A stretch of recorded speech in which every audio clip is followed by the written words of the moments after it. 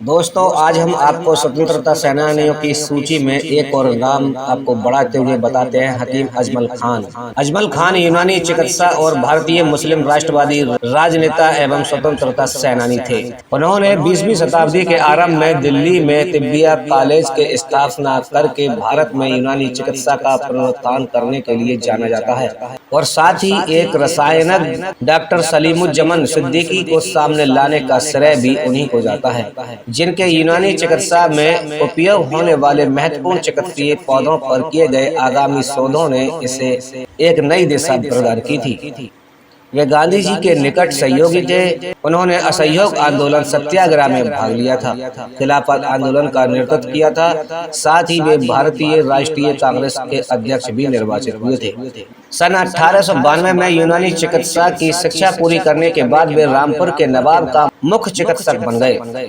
धीरे धीरे वे मशहूर होते गए और ऐसा माना जाने लगा कि उनके पास कोई जादुई करिश्मा है जो जादुई ढंग से लोगों का रोग ठीक कर देते हैं। ऐसा कहा जाता है कि उन्हें चिकित्सा का इतना ज्ञान था कि वे सिर्फ एक मरीज की सूरत देखकर ये बता सकते थे कि उसे क्या बीमारी है। दिल्ली में अगर उनके पास कोई इलाज के लिए आता था तो वे उसका इलाज बिल्कुल मुफ्त में करते थे, पर दिल्ली से बाहर जाने के लिए वे हर दिन का 1000 रुपया लेते थे, जो उस समय के हिसाब से बहुत ज्यादा था। इससे उनकी काबिलियत का पता चलता है।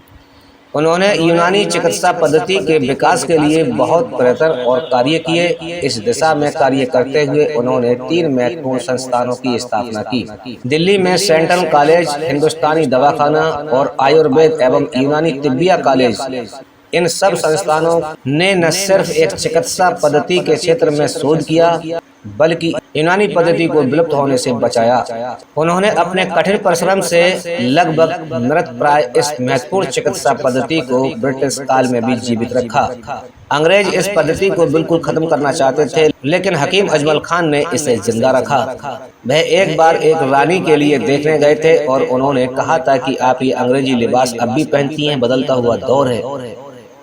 तो उस रानी ने कहा कि खादी देखने में तो यानी मोटा लगता है, मगर बदन में बहुत चुभता है, इसलिए कपड़ों से कोई असर नहीं पड़ता। ये बात सुनकर हकीम अजमल खान उसका बिना इलाज किए ही वापस लौट आए थे।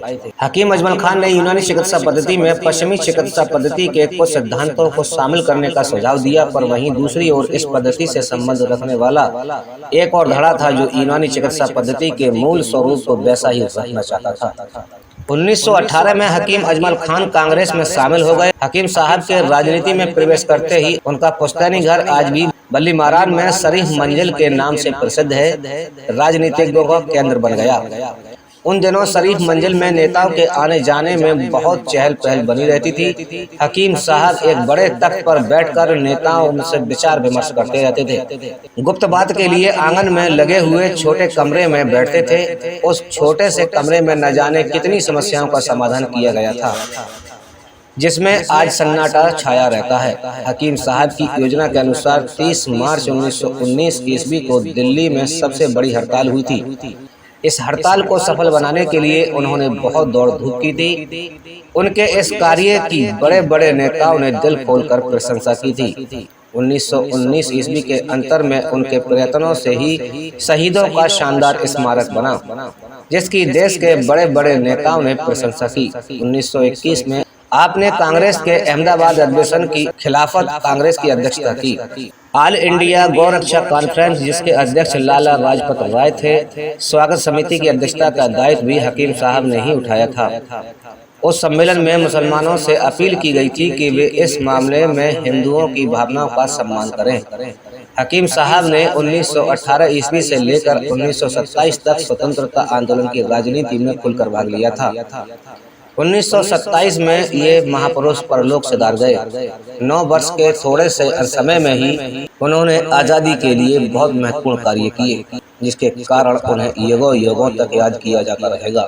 अजमल खान के परिवार के द्वारा शुरू किए गए उर्दू साप्ताहिक अकमल एक अखबार के लिए लेखन कार्य का आरंभ करने के पश्चात से उनके जीवन ने चिकित्सा के क्षेत्र में राजनीतिक क्षेत्र की ओर रुख कर लिया था।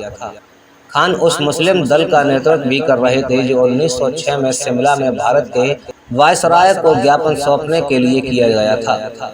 इसी साल 30 दिसंबर 1906 को जब इशरत मंजिल पैलेस में ऑल इंडिया मुस्लिम लीग की स्थापना की गई, तब भी वे ढाका में मौजूद थे। एक समय जब कई मुस्लिम नेताओं को गिरफ्तार किया गया था, तब डॉक्टर अजमल खान ने मदद के लिए महात्मा गांधी से संपर्क किया। इसी प्रकार प्रसिद्ध खिलाफत आंदोलन में गांधी जी उनसे और उनके मुस्लिम नेताओं से जुड़े। हकीम अजमल खान यूनानी चिकित्सा और भारतीय मुस्लिम राष्ट्रवादी नेता एवं स्वतंत्रता सेनानी थे। उन्होंने 20वीं शताब्दी के आरंभ में ही तिब्बिया कॉलेज की स्थापना करके भारत में यूनानी चिकित्सा का पुनरुत्थान करने के लिए जाना जाता है। हकीम अजमल खान साहब का जन्म 1863 में हुआ था। अजमल खान के पूर्वज जो प्रसिद्ध चिकित्सक थे, भारत में मुगल साम्राज्य के संस्थापक बाबर के शासनकाल में भारत आए थे।